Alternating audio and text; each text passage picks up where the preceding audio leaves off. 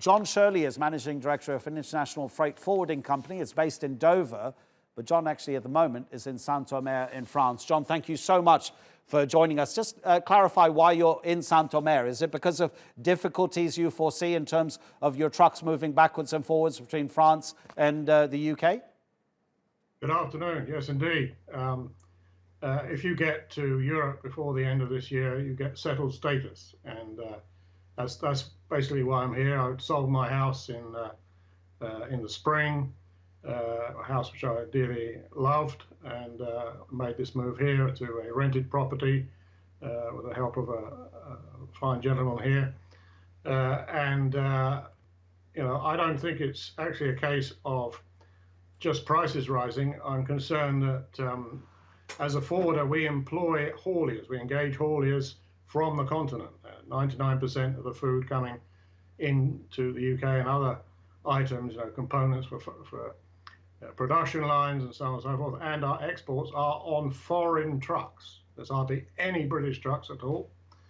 So they can't afford to be stuck in queues here, actually. I don't think there'll be huge queues, because they've told us in the British International Freight Association, that they will not come here again, or will not go to England again after Christmas. So that means empty shelves, it means production lines grinding to a halt.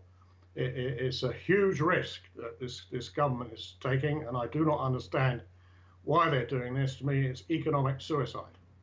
John, can we let's break it down into a couple of different issues.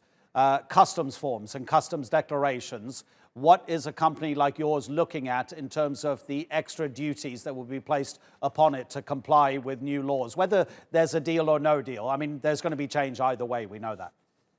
Yeah, whether there's a deal or no deal, there'll still be customs clearance.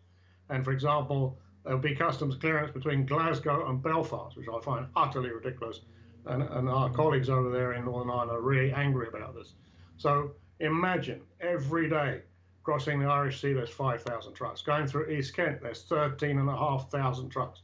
I checked with Border Force as to how many consignments on average there are, and they told me 7. So that's 7 import entries or 7 export entries.